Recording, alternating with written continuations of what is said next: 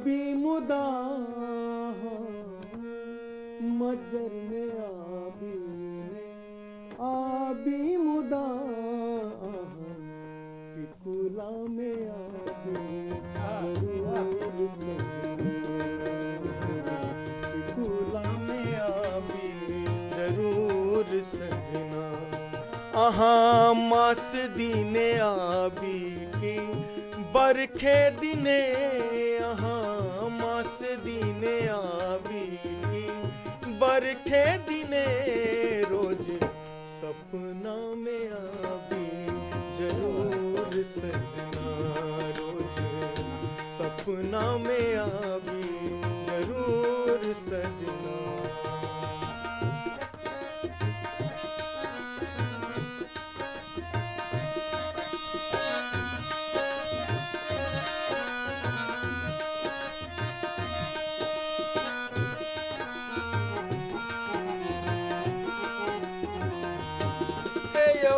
तोर मारिए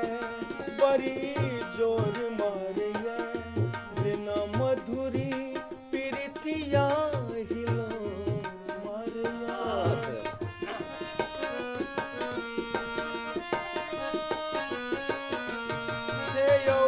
तोर मारिए बड़ी जोर मारिए जिना मधुरी प्रीतिया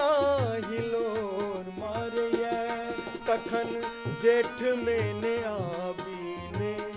आबी अखार तखन जेठ में ने आबी की आबी अखार झरी यौ झरी लांघै त आबी जरूर सजना झरी लांघै त आबी जरूर सजना आहा मज्जर में आबी ने आबी मुदा मज्जर में आबी ने आबी मुदा पिकुला में आबी जरूर सजना पिकुला में आबी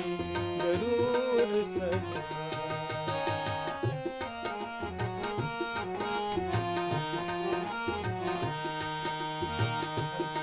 एखन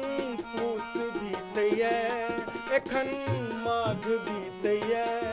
हेयो सोनमा सिनहिया सोहाग बीतैया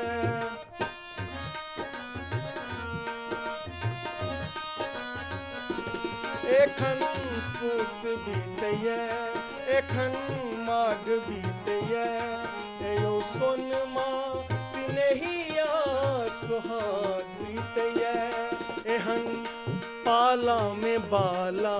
दो साला बेजोर एहन पाला में बाला दो साला बेजोर नेता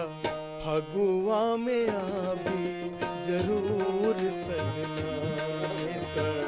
फगुआ में आबी जरूर सजना आहा मास दीने आबी की बरखे दिने आहा मास दीने आबी की बरखे दिने रोज सपना में आबी जरूर सजना सपना में आबी जरूर सजना नेता फगुआ में आबी जरूर सजना फगुआ में आबी जरूर सजना बहुत भाई ई गीत जे छै से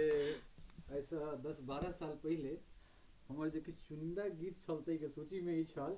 आ सच पूछी तऽ पत्रकारितामे अयलाके बाद एहि गीतके हम बिसरि गेल छलियै बुझलियै लेकिन भैया अहाँके बहुत बहुत धन्यवाद आज उपलब्धि इहो भेल सियाराम दास सरस के लिखल जी जी